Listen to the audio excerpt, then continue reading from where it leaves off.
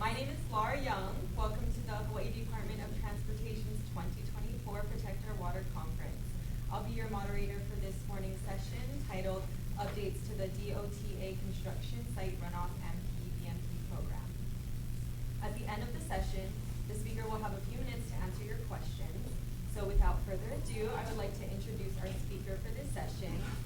Mikki Slentz is a graduate of California State Polytechnic University at Pomona for civil engineering and is a licensed engineer in Hawaii and California.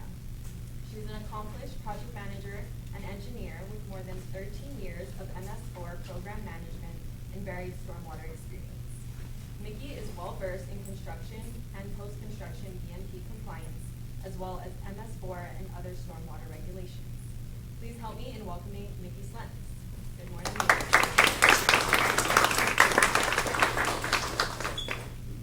Hello, thank you. I'd like to also introduce Stacy Paquette. She is the head of the DOTA Environmental Section, or ARE-E. And do you want to say a few words about the program? Yeah, just thank you everybody for being here. We've had some slight changes and we have our VOC system that we keep tweaking and working on. So Mikki's gonna go over a lot of that, but thank you for joining us.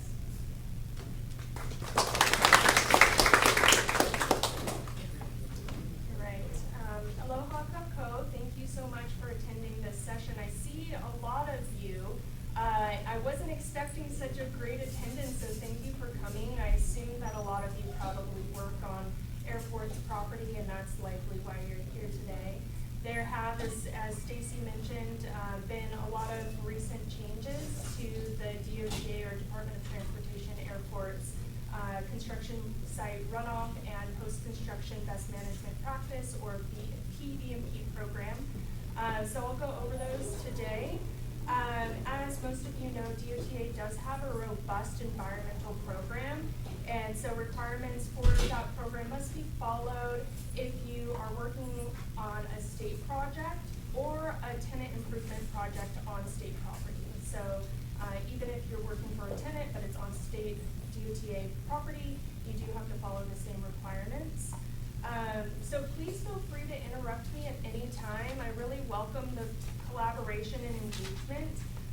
So please don't be shy. I love back and forth. I think there's a Q&A portion at the end, and we'll call on people at that time, but I also would welcome any engagement during the presentation as well. So first I'll go over the latest updates to the DOTA Construction Activities Best Management Practice Manual. This manual was revamped into a more comprehensive and robust guide. I'll go into a little more details later, but representative photos were added to each BMP, and this was to provide users with a clear understanding of the BMP.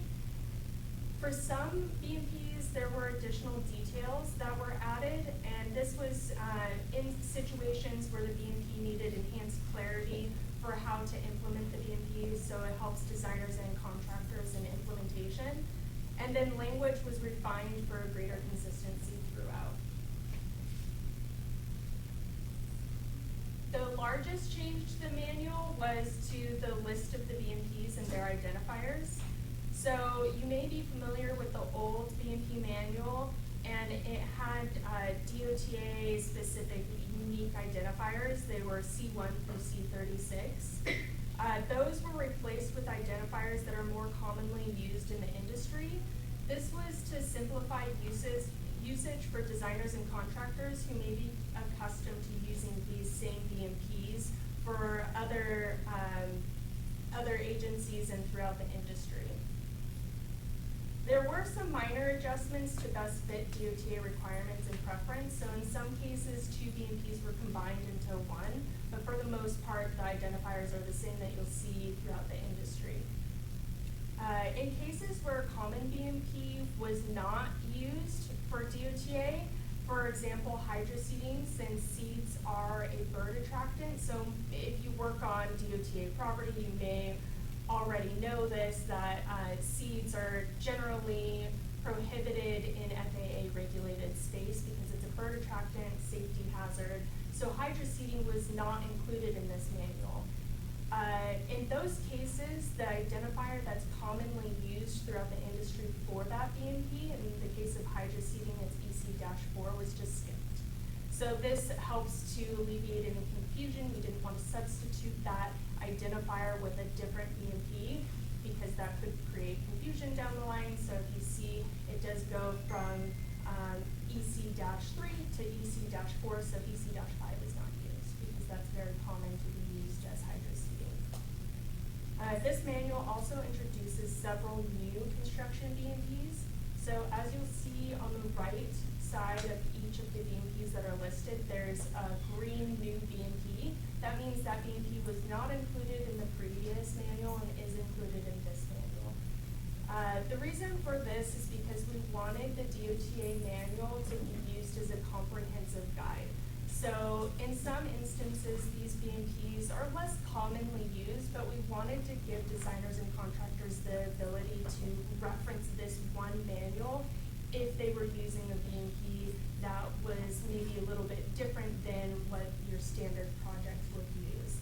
An example of that kind of BMP would be, demolition adjacent to water. You don't see that very often, but you do see it, so we wanted to include it.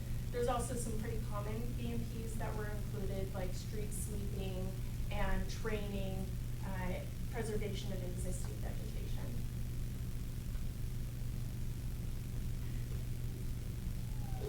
So you may notice that the layout of each BMP, it was largely unchanged from the previous DOTA construction BMP manual. Each BMP is still laid out with a description section that introduces the BMP and provides a detailed description of the BMP. Limitations section where applicable, so in some cases there are no limitations to the BMP, so in those cases you'll just see none for limitations. A table, and the table is broken up into a practice section and then a maintenance and inspection section. We retained this tabular format because we felt that it's very, it lends itself very well to usage. And we found in practice that for designers, design reviewers, inspectors, and contractors, this tabular format really helps when referring to a specific BMP. So that's helpful in design, and it's also helpful during inspections when an inspector might be referring to a specific point in the BMP, and they can refer to that line item to make it easier to discuss deficiencies and corrective actions without a lot of back and forth. It does make for some long identifiers, but we really feel like it makes it easier to use. Before I move on, are there any questions on the construction BMP manual? Okay, I hope I'm not speaking too fast. Next, I'll go over the latest updates to the DOTA Post-Construction Best Management Practices Manual, so PBMP manual. Be a mouthful sometimes, so apologies if I stumble. This manual was streamlined and simplified.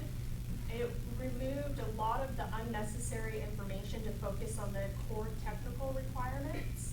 So conversely to the construction BMP manual that was bulked up, this one was actually significantly reduced in size. So the old DOTA PBMP manual was 280 pages. This new manual is 126 pages. So that's a 55% reduction in size.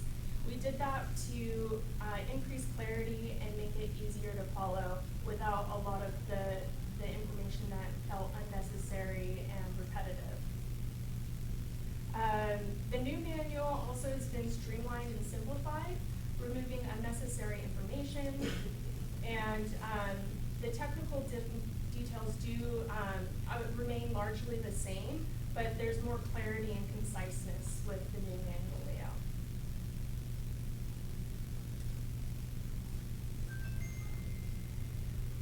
The new PBMP manual still requires PBMPs to be selected in a tiered system with the preference going to low impact development and source control. Then if low impact development or LID is infeasible, then you can move on to treatment control. So I'll discuss a little bit later that DOTA now uses an online portal called VOC. Stacy mentioned that earlier.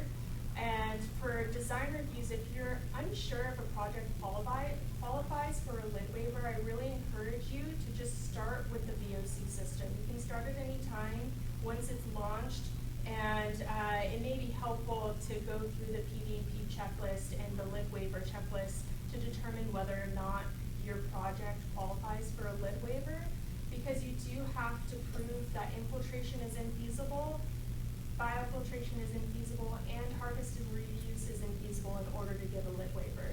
So if you're not sure, I would really encourage you to go into the system and go through the process, go through the questions, rather than assume that you're gonna get a LID waiver. Or you can always, call Stacy or myself or Amy, and we're happy to help.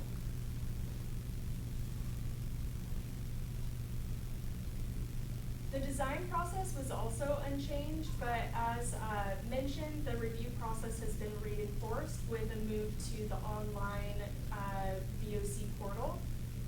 Designers should follow the process outlined in the PBMP manual. First, you would identify pollutants of concern, and again, you can go into the VOC portal, and that will ask you a few questions for the pollutants of concern. If you need some resources or you're not sure what questions you're going to be asked, just pop into the portal. You can always save your work. You don't have to submit once you open up the workflow. Then once you're done identifying the pollutants of concern, you would then identify acceptable PBMPs to target those pollutants of concern. And I'll go into that in a little more detail in the next slides. And next you would do the preliminary design. At this point, I really, really encourage you to reach out to us. And if you have any questions, if you're trying to get a LID waiver or a PBMP exemption, please reach out to us so that you don't get turned away from that design late in the game. It's better if you reach out to us. We can go back and forth. If you have questions, it can be a quick meeting, it could be a long meeting. But I really appreciate the engagement when designers do reach out early in the design process, because I feel like that does avoid changes late in the game where it's a lot harder to make changes to the design. Then after the preliminary design, you would size your PBMPs using the fact sheets located in the PBMP manual, and then finalize the design with operations and maintenance plan.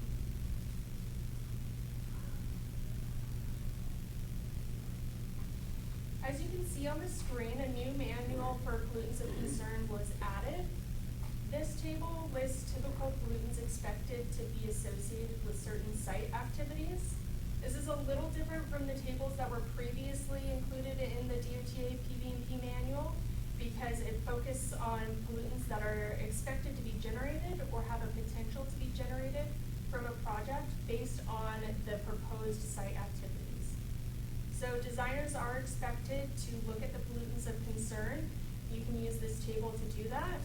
And you should identify pollutants that are anticipated to be generated from your project in the future after the project is constructed, as well as legacy pollutants that are resulting from past activities or land use. And then from there you would use the pollutants of concern to identify the PBMPs that you would like to choose. The previous manual did provide a table for PBMP selection, and that table was retained but revised for clarity and consistency with other manuals and available research. So it looks a lot different, but it is still that same manual. Additionally, changes were made to consider DOTA preference. So that's why it is acceptable PBMPs to target pollutants of concern. Instead of focusing on this is the PBMP and these are the pollutant removal rates, this is the PBMP, and you can choose this PBMP if you are targeting these pollutants.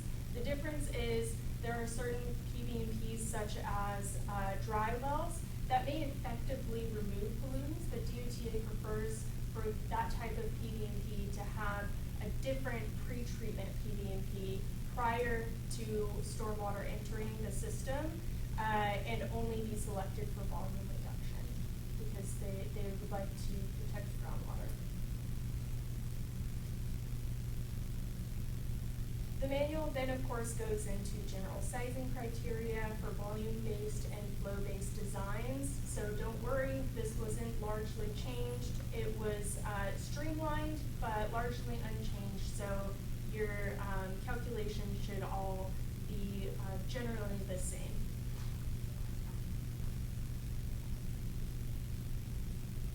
As with the previous manual, the new manual contains detailed design fact sheets.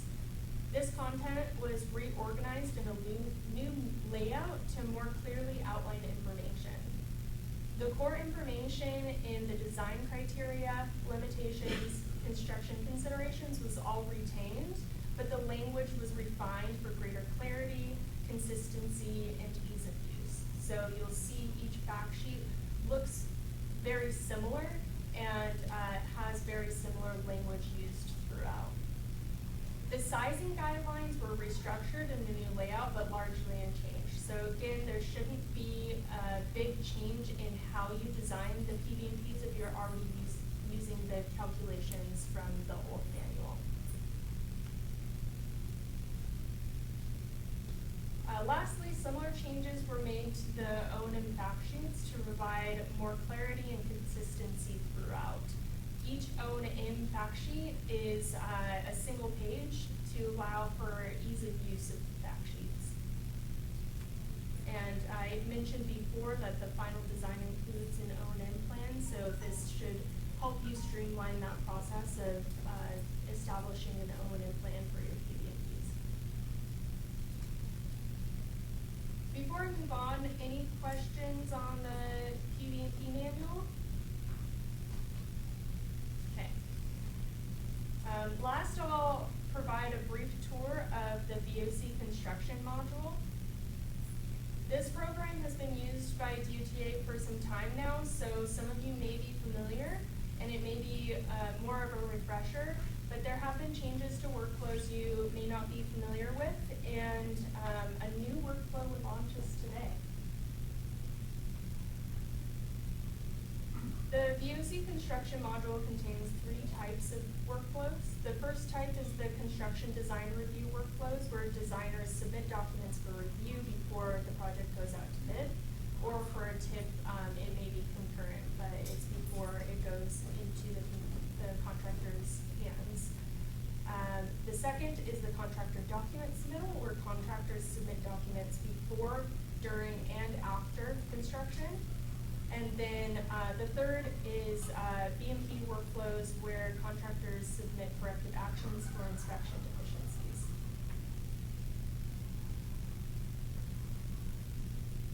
First, I'll go over the construction design review workflow. This workflow is the most robust of all of the workflows, and I'll get into the details a little bit more later, but it does involve a lot of questions and a lot of submittals, so very important to make sure that you are answering each one correctly.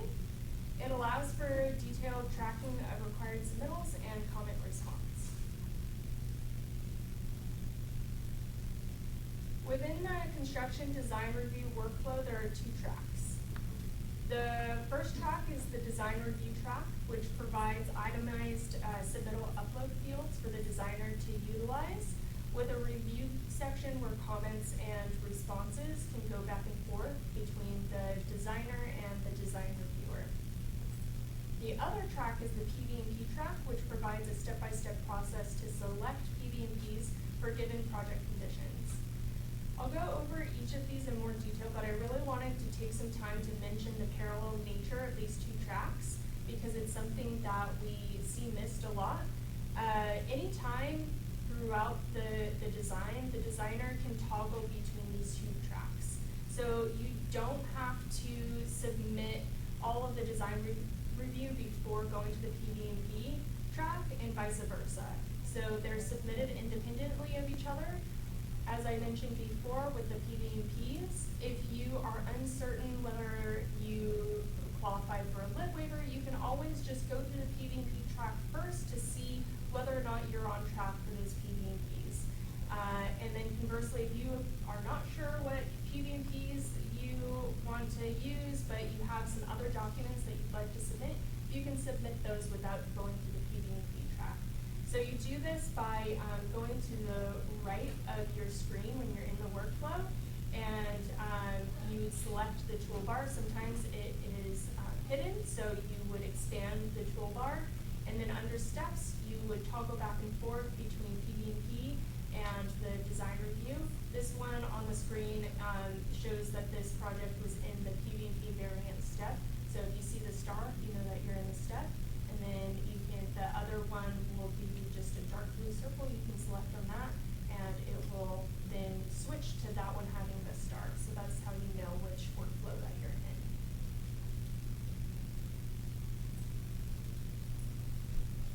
The design review track provides a step-by-step determination of necessary submittals based on project size and scope of work, history of contaminated soils, and project activities. So the questions asked and submittals required do change the workflow.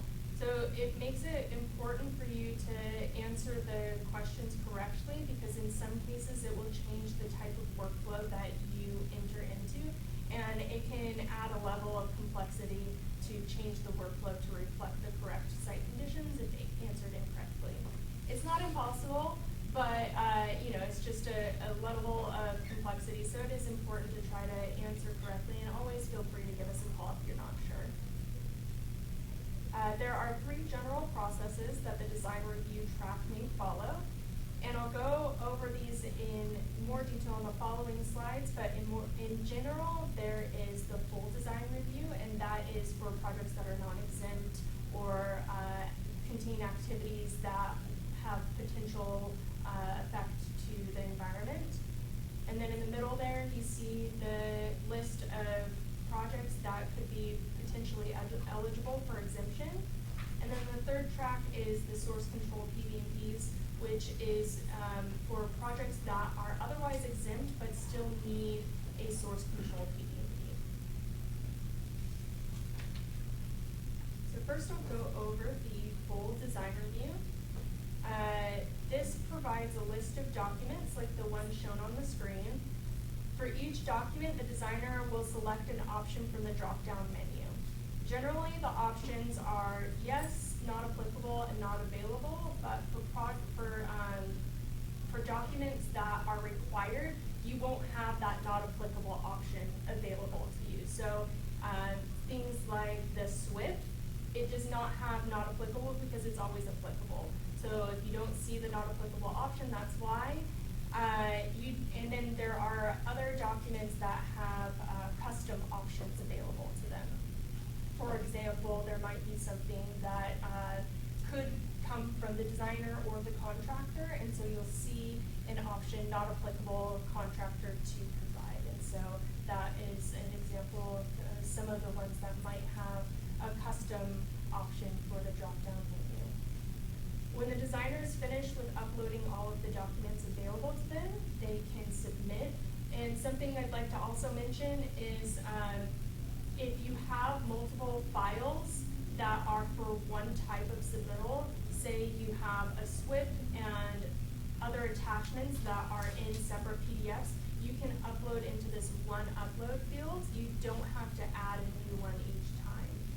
It's recommended to just compile those documents anyway, but if you'd like to submit separate ones, you can do so in that same upload field. You don't have to separate the uploads. In fact, it's really recommended that you don't, because it makes it easier for the design reviewer to know that this one line is all of the documents that you're submitting under that category.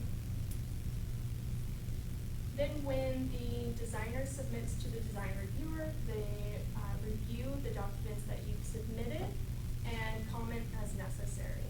So you will see at the bottom of all of the fields, the upload fields, there's the comment section.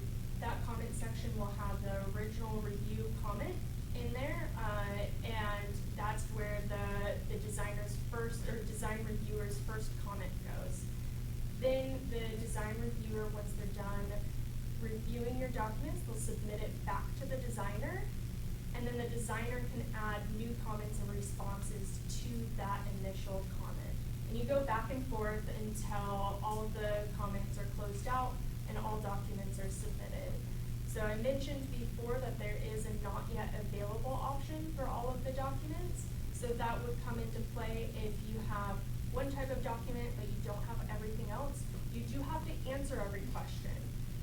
So you would answer not yet available for the ones that you plan on submitting, but you don't have it available to you yet, and then you submit forward. So once all of your documents are submitted, all comments are closed, we can close the workflow. For exempt projects, it's a much less robust process. You only have to submit your plans and specifications as well as the contaminated soil and groundwater review form. That must be submitted, and then the site must be assessed for known contamination before accepting the exemption. In cases where the project is on a site with known contamination, DOTA may require the project to go through the full review process. Projects that are exempt from full design review are also exempt from PBMP inspections in general. There are cases where we want to inspect even if it's exempt, but in general, they are exempt from PBMP inspections and also not required to submit a lot of the other documents that a full review would be required to submit, like a SWIP or an SSBMP plan.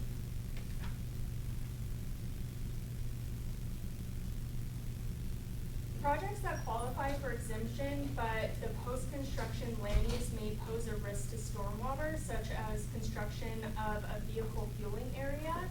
The workflow will require those PBMPs to be submitted. So it does go through additional questions. It's a little bit of a in-between. It's a middle ground to implement environmentally friendly designs without extensive submittal requirements. So you do have to answer questions on the PBMPs, but you don't have to submit all the other documents that you would in a full design review. That's important to reiterate as well, because we do see this a lot. You would go through the questions asking you whether or not your project is exempt, so you're going through it, you think, okay, I'm exempt, but you answer one of these questions as, yes, I am, my scope of work also includes an aircraft fueling area. So then that's gonna push you into this source control track, and a lot of times we get answers that say, oh no, I don't need PBMPs, I'm exempt. You do if you have a project that includes, part of the scope is one of these items listed on the left-hand side of the screen.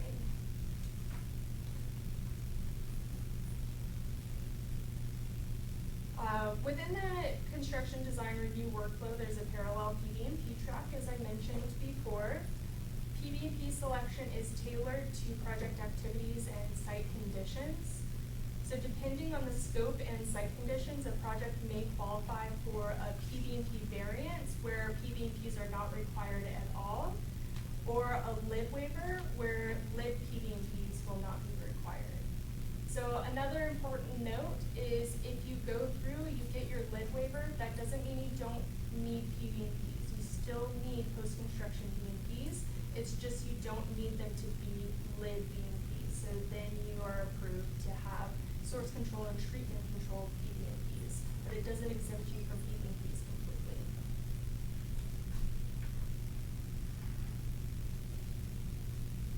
The next workflow that I'll go over is the contractor document submittal workflow, which I'm very excited. After a lot of work, it launches today. So I'm not sure how many contractors I have in this room, but we're really excited to launch this workflow. I hope it goes through without a hitch and is very smooth. It provides a comprehensive repository for contractor submittals before, during, and after construction. Similar to the design review workflow, it provides detailed tracking of required submittals, including review comments and responses. The before construction step is laid out in a similar manner as the design review workflow, making a smooth transition from the designer to the contractor. Once the contractor document submittal is launched, documents from the design that the contractor needs will be automatically emailed to them. So a good example of this is a SWIP. So the designer prepares the SWIP for the most part, but you don't know all of the information that the contractor would have. You don't know what the contractor's team is going to be. You don't know necessarily the contractor's means and methods. So it's a two-step process for a SWIP. The designer prepares most of the SWIP, and then we also ask for the contractor to fill in the information that they have. So the designer's version of the SWIP will be automatically emailed to the contractors so they can start with that and make revisions in a seamless process.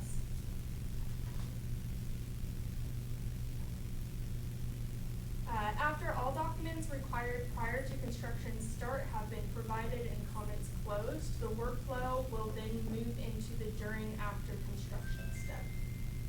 So DOTA and their third-party inspectors can request for new submittals through this workflow. The request will be sent to the contractor through an email with a link to the workflow where the contractor can submit requested documents. So this email will have a list of the documents that are being requested and a link to the workflow. You click on that link. It will always be the same link for that project. And it acts as a database of submittals and retains review comments in a single location. So similar to the design review workflow, you can go back and forth with comments on each individual submittal. Then once construction is complete, all documents that are required by the contractor have been submitted and all comments are closed, the workflow can be closed.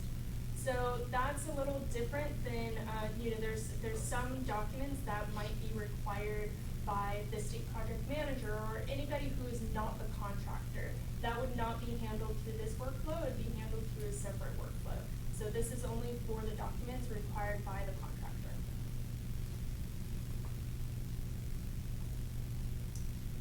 And then the last workflows I'll discuss are the BMP inspection workflows.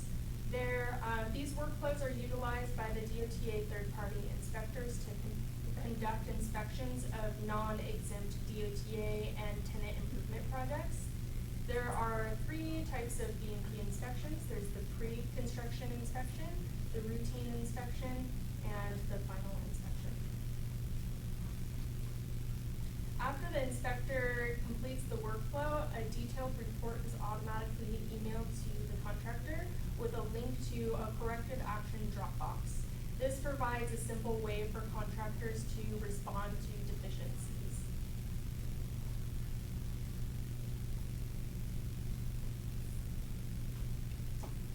For more information, I really strongly encourage you to visit the DOTA construction site runoff control and PBMP program webpage. If you're interested, the QR code is right there. I don't know if it's big enough for you to scan with your phone. But there's a lot of really helpful information if you're unclear on any of the requirements. This includes the construction BMP manual that I went over, the post-construction BMP manual that I went over, as well as the environmental requirements for construction projects SOP. This SOP has information on every document that is required by DOTA, at least most. I hope it's every document, and I think that it's really helpful to designers and contractors to utilize. So really strongly encourage you to check out that SOP. And it also includes the quick reference guides, or QRGs, that are specific to the workflows. This helps provide a step-by-step guide on how to navigate the VAC workflow. We know that it's new to a lot of you, and sometimes it's challenging to work through new portals like this. So please, if you have any questions, reference these quick reference guides. We hope they're quick, but they are kind of long. So hopefully they are helpful to you. If not, just feel free to give us a call. I hope you found this information helpful. Again, there's the QR code. Hopefully it's big enough, I don't know. And I'm happy to answer any questions. Thank you, Mikki, for your presentation.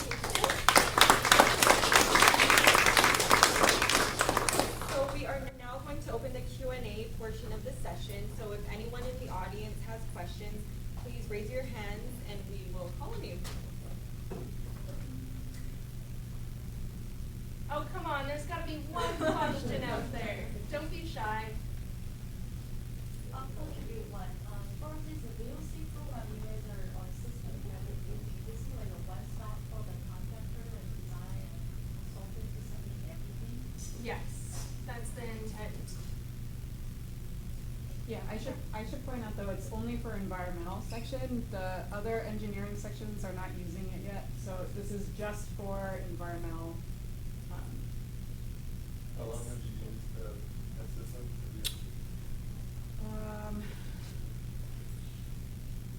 I think it was 2019 we started creating modules, so we started with our tenant module, so the tenant inspections we've been doing the longest. Yeah. We do spill reporting through there, there's spill forms, pretty much any environmental aspect we're doing in VOC. We have our storm drain systems in there now, so, and we're expanding. So does it have GIS related assets within the system? Yeah, we have a mapping system in there for our storm drains and our environmental assets like tanks, things like that, wash racks. But it is a work in progress. There's Yes. some is not mapped, some of the system is not mapped yet, so Yeah. that's in progress. Yeah, we have most of the main airports mapped, but we don't for the storm drain systems, and then we're slowly adding our other storm drain systems because we have 15 airports that we have in there. So. I would say that's a good start, streamline. Yeah. Yes. It's a big undertaking though. Yes, it's a big undertaking. It's a big program, so that's why you may have used the design review workflow and then the contractor document submittal is launching today. So we're making our way to make the program completely, the environmental program completely on VOC. Yeah. So if there's a CM on the project, how would that work with this program? Yeah, that's a good question.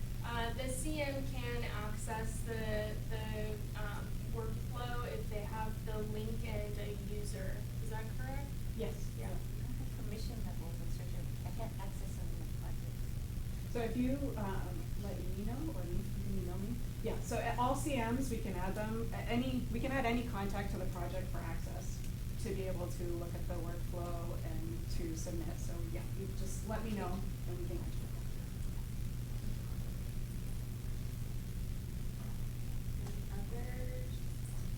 What are some common questions that you've gotten for the design review process that people have had questions about?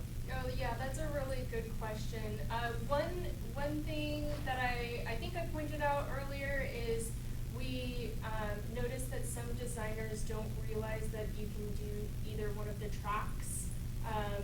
You don't have to wait for one or the other, or they just don't realize that there's a PBMP track at all. They'll go through the whole design review and then not do the PBMP track.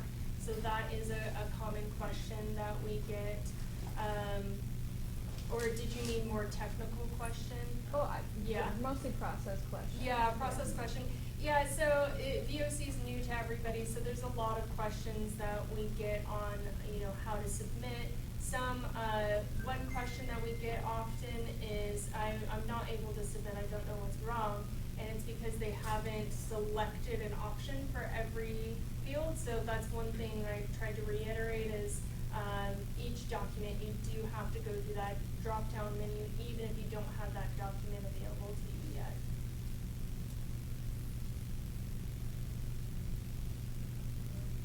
Well, if you folks think of any others, it looks like Mikki's phone number and email is right on that slide too. So that concludes this session. So thank you so much for attending. The next sessions will begin at 10:30 a.m. And please be sure to visit the vendors in the ballroom and in the courtyard during the break. Mahalo.